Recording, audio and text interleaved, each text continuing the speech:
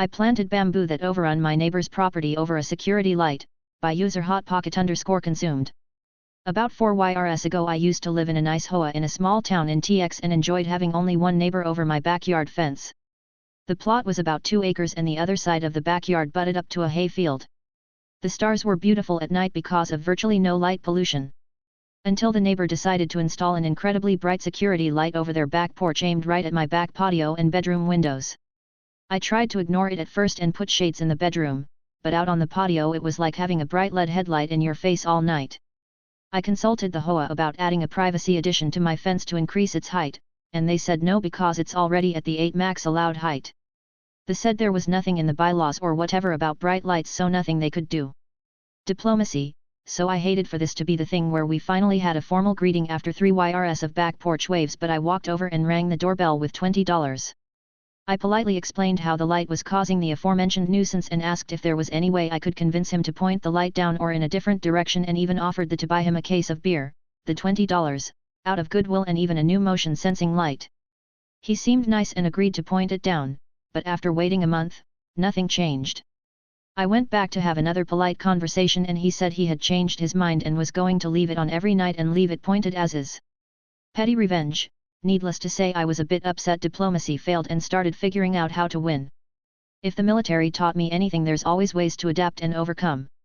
So I started researching fast-growing plants to create big privacy walls and reading through the HOA bylaws and city/state ordinances about what I could or couldn't plant and if there were any repercussions for encroachment across the property line.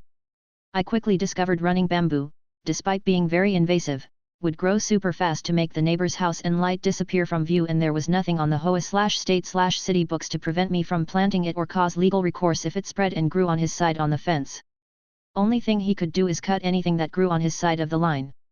So I pulled the trigger and planted a bunch of golden bamboo, which grows and spreads crazy fast in TX and grows up to 20 tall.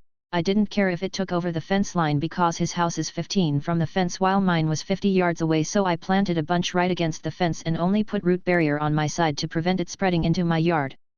Within 6 mo his house and light were gone from view, replaced by a pretty bamboo jungle row at the edge of my yard. Within 1 year he complained it was growing into his yard via mailed letters. They went right into the trash with no response.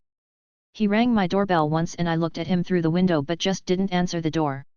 I unexpectedly sold the house and moved 2 years after planting for a career opportunity. It's been 2 years since I sold and I just checked the property on Google Earth and his entire backyard is bamboo. Edit. Wow, this post took off overnight, kinda like bamboo. Thanks for the hilarious responses. Customer said I must not know my boss very well. I work for my dad, by user 8ballwitch. Pretty great story from work this morning where I got to one-up this guy. So I'll start by saying I work for my dad at his store. I work the front counter and interact with most people/customers. Also, I look a lot more like my mom.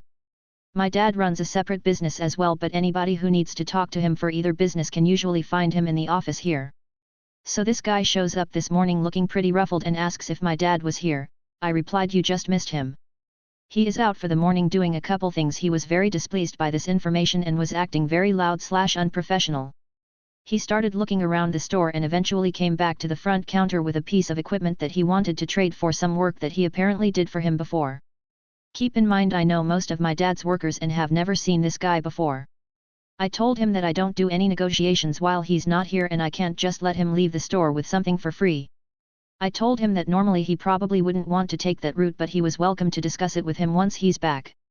He looked at me and replied, you're making a big mistake here and you must not know _______ very well, because he would do this for me and blah blah blah. I just looked at him and replied, I actually do know him quite well, seeing as he is my father. I told him that he could either leave or wait for my dad to get back. He kind of looked up at me and was pretty speechless. I could tell he felt stupid and regretted his comment. He ended up waiting around in his truck for my dad to show up, and guess what? He wasn't gonna do a trade. It's almost like I know my boss well. Apparently the guy just worked like 2 days for him and then quit. Plus the thing he wanted was way more expensive than what he was owed. Side note, the pay wasn't made yet because we are bi-weekly. I swear some of the people around here are nuts. But a petty don't you know who I am moment made my day. How I got back at a pushy guy on a bad first date, by user Rowanist Adam. When I was 18 years old, 10 years ago, I was doing the online dating thing. I live in the US and am about 15 minutes from the Canadian border. My date and I went to Canada together on a first date because I couldn't drink in the US but could in Canada, and we wanted to go to a bar/casino. He picked me up in his little sports car and we rode together through the border crossing and to the casino. We played some games and had some drinks and were having a decent time. I got to a point where I was decently drunk and knew if I had any more alcohol I would be out of commission. I told my date I was done drinking and wanted to start heading home. Instead of listening to me, he went and got us both another round of drinks and he handed me a big Long Island iced tea. I told him point blank I couldn't drink it because I was at my limit. He didn't take too kindly to that and got pushy. He told me, "You have to drink it. I bought it for you. If you don't drink it, you are going to make me waste money." No matter how many times I told him no, he continued to push me on this. I got very frustrated and upset because I was alone with this pushy man in another country, and I was very upset with myself for getting into this situation. We argued for a while and eventually I snapped and formulated a little plan. He agreed to take me home after I finished the drink. I took the drink from him and chugged it. We got into his car and started for the border. It's important to note that this guy was very proud of his car. He spent the whole drive to the border telling me about all the features and how much he loved it. I spent the whole drive ignoring him and focusing on keeping my sick stomach under control. My goal was to make it through the border crossing at least, which was proving pretty difficult. We did eventually make it through the border crossing, and as soon as we made it back to the US I turned in my seat to look him in the eyes and I told him, "I didn't appreciate how you forced alcohol down my throat after I repeatedly told you no. I know my limits and you ignored and disrespected me." I said I couldn't drink more for a reason. Then, while maintaining direct eye contact with him, I started vomiting in his car. I knew this was coming and specifically oriented myself to cause as much damage as possible. I threw up on the seat, the floor, the dash, etc. He was freaking out and I just started crying and telling him this was his fault and he could either take me home or let me out of the car now, but I will call the police if he doesn't proceed with one of the two options. He dropped me off at home and I never saw him again. Neighbors' complaint to the city backfires, by user Bonile. We have a next-door neighbor who does not like us, for no apparent reason. This is a vacation home for them and we have never said a single word to or interacted with them ever. They seem to think we live in Hoa, which we don't, and call the city code enforcement on us over their perceived shortcoming in our lifestyle. We let our yard pretty much grow wild, whereas theirs is meticulously landscaped and professionally tended. We have 6-foot walls between houses so they can't see much of anything in our yard without trying. Such as climbing a ladder to take pictures to send the city to lodge a complaint. The city investigates, finds nothing wrong and closes the complaint. The last complaint happened a few months ago when we were doing some legally permitted construction.